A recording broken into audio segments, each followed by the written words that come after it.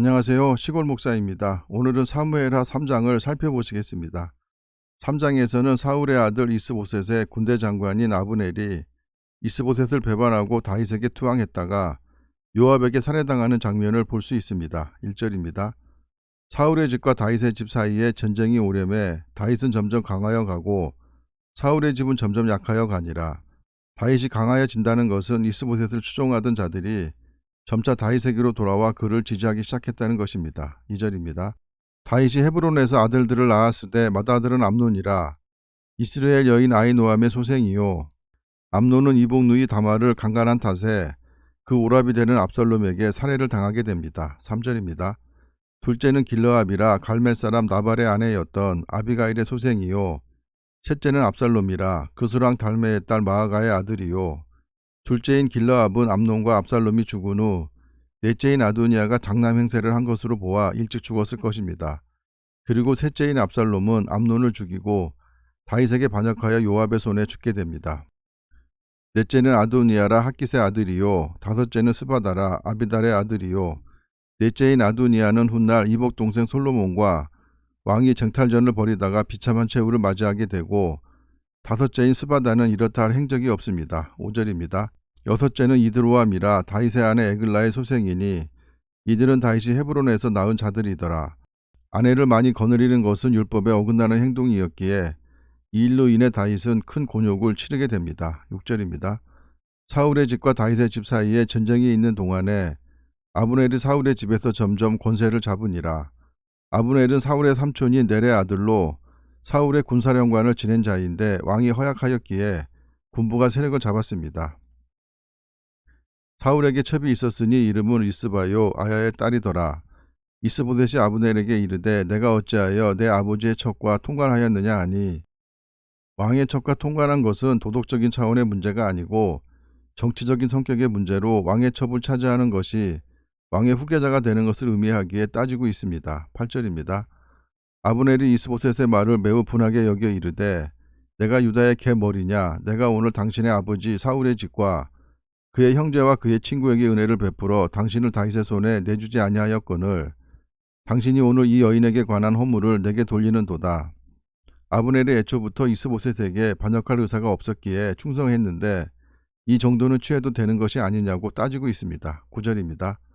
여호와께서 다윗에게 맹세하신 대로 내가 이루게 하지 아니하면 하나님이 아브넬에게 벌 위에 벌을 내리심이 마땅하니라. 아브넬이 이스보셋 앞에서 그를 배반하고 다윗을 따르겠다고 하는 충격적인 선언을 합니다. 10절입니다. 그 맹세는 곧 이 나라를 사울의 집에서 다윗에게 옮겨서 그의 왕위를 단에서 브에세바까지 이스라엘과 유다에 세우리라 하신 것이니라 하매 단에서 브에세바까지라는 말은 가나안 땅 전역을 가리키는 관용적 표현입니다. 이스보셋이 아브넬을 두려워하여 감히 한마디도 대답하지 못하니라.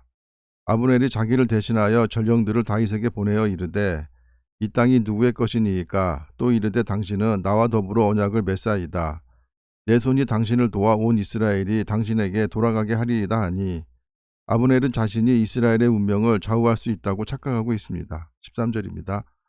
다윗이 이르되 좋다 내가 너와 언약을 맺거니와 내가 내게 한 가지 일을 요구하노니 나를 보러 올 때에 우선 사울의 딸 미갈을 데리고 오라. 그리하지 아니하면 내 얼굴을 보지 못하리라 하고 미갈이 다윗의 첫사랑이긴 하지만 다른 사람과 결혼한 유부녀이기에 무리한 요구를 한 것인데 미갈을 데리고 오라고 한 이유는 사울로부터 자신을 구해줬기에 그리웠을 것이고 사울의 딸과 재결합함으로 11지파의 환심을 사기 위함으로 보입니다. 14절입니다. 다윗이 사울의 아들 이스보셋에게 전령들을 보내 이르되 내 처 미갈을 내게로 돌리라. 그는 내가 전에 브레셋 사람의 포피 100개로 나와 정혼한 자니라 하니 사울이 포피 100개를 원했는데 다윗이 200개를 바치고 얻은 아내입니다. 15절입니다. 이스보셋이 사람을 보내 그의 남편 라이스의 아들 발디엘에게서 그를 빼앗아 오매 다말이 발디와 결혼한 지 10년 정도가 되었을 것입니다. 그의 남편이 그와 함께 오되 울며 바울임까지 따라왔더니 아브넬이 그에게 돌아가라 하며 돌아가니라. 당시 왕이 남의 아내를 빼앗아 가는 일이 흔한 일이었다고 합니다. 17절입니다. 아브넬이 이스라엘 장로들에게 말하여 이르되 너희가 여러 번 다윗을 너희의 임금으로 세우기를 구하였으니 기브온 전투에서의 패배 이래 이스보셋 정권이 미덥지 못해 다윗에게로 마음이 기울어졌을 것입니다. 18절입니다. 이제 그대로 하라. 여호와께서 이미 다윗에 대하여 말씀하시기를 내가 내 종 다윗의 손으로 내 백성 이스라엘을 구원하여 브레셋 사람의 손과 모든 대적의 손에서 벗어나게 하리라 하셨음이니라 하고, 이 말은 아브넬이 자신의 명예와 이권에 집착한 기회주의적인 발언으로 보입니다. 19절입니다. 아브넬이 또 베냐민 사람의 귀에 말하고 아브넬이 이스라엘과 베냐민의 온 집이 선하게 여기는 모든 것을 다윗의 귀에 말하려고 헤브론으로 가니라. 기브아에서 헤브론까지는 걸어서 하루를 꼬박 가야 도착할 수 있는 거리입니다. 아브넬이 부하 20명과 더불어 헤브론에 이르러 다윗에게 나아가니 다윗이 아브넬과 그에 함께한 사람을 위하여 잔치를 배설하였더라. 다윗이 잔치를 배설했다는 것은 쌍방간의 언약을 확정한다는 의미입니다. 다윗이 아브넬을 받아들인 이유는 요압의 세력이 강해지자 견제할 사람이 필요했을 것이기에 여기서 사울이 자신을 죽이려 했던 심정을 이해했을 것으로 보입니다. 21절입니다. 아브넬이 다윗에게 말하되 내가 일어나 가서 온 이스라엘 무리를 내 주 왕의 앞에 모아 더불어 언약을 맺게 하고 마음에 원하시는 대로 모든 것을 다스리게 하리이다 하니, 이에 다윗이 아브넬을 보내매 그가 평안히 가니라. 아브넬이 자신이 마치 다윗에게 왕권을 준 것처럼 말하고 돌아갔습니다. 22절입니다.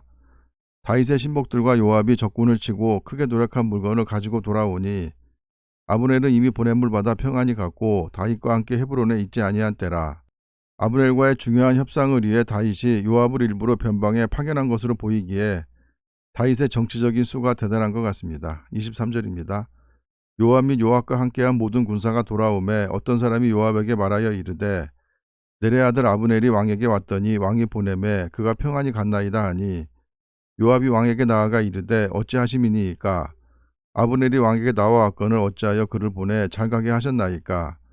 요압이 기분이 나빴던 것은 다윗이 중요한 협상에서 자기를 배제한 데서 느끼는 불쾌감과 다윗이 자기보다 아브넬을 신뢰하지 않을까 하는 우려와 아사엘을 죽인 아브넬에 대한 복수심 때문이었을 것으로 보입니다. 왕도 아시려니와 내레 아들 아브넬이 온 것은 왕을 속임이라.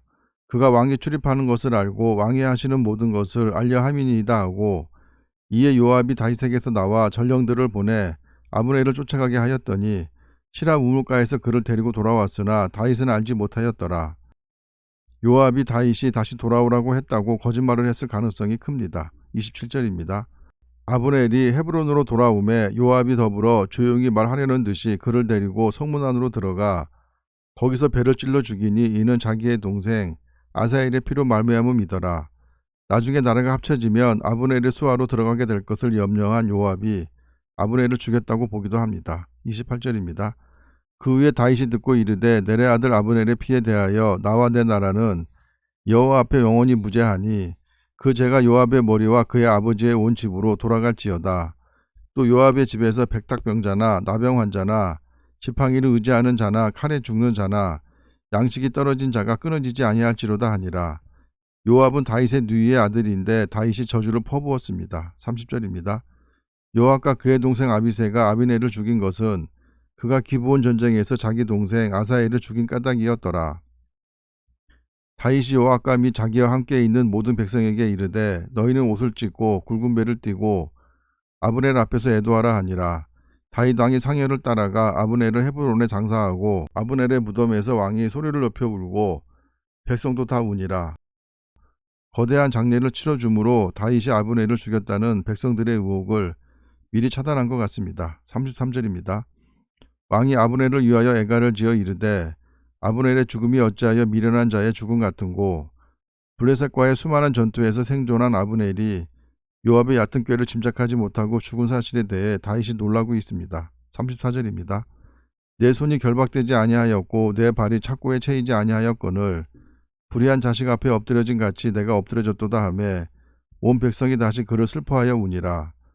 석양의 백성이 나와 다윗에게 음식을 권하니 다윗이 맹세하여 이르되 만일 내가 해지기 전에 떡이나 다른 모든 것을 맛보면 하나님이 내게 벌이와 벌을 내리심이 마땅하니라 하며 온 백성이 보고 기뻐하며 왕이 무슨 일을 하든지 무리가 다 기뻐하므로 이날에야 온 백성과 온 이스라엘이 내레 아들 아브넬이 죽인 것이 왕의 한 것이 아닌 줄을 아니라. 다윗이 요압과 결탁하여 아브넬을 죽였다는 것이라는 의혹을 다윗의 지혜로 풀었습니다. 38절입니다. 왕이 그의 신복에게 이르되 오늘 이스라엘의 지도자요 큰 인물이 죽은 것을 알지 못하느냐. 내가 기름 부음을 받은 왕이 되었으나 오늘 약하여서 스루야의 아들인 이 사람들을 제어하기가 너무 어려우니 여호와는 악행한 자에게 그 악한 대로 갚으실지로다 하니라. 결국 다윗은 솔로몬에게 요압을 처형하도록 유언하여 사울이 자신을 죽이지 못하여 왕권을 빼앗긴 일이 반복되지 않도록 했습니다. 다윗은 요압이 아브넬을 죽였을 때 자신의 결백을 보이고자 거대한 장례를 치러주고 백성들 앞에서 슬퍼하며 금식한 것을 볼 수 있었습니다.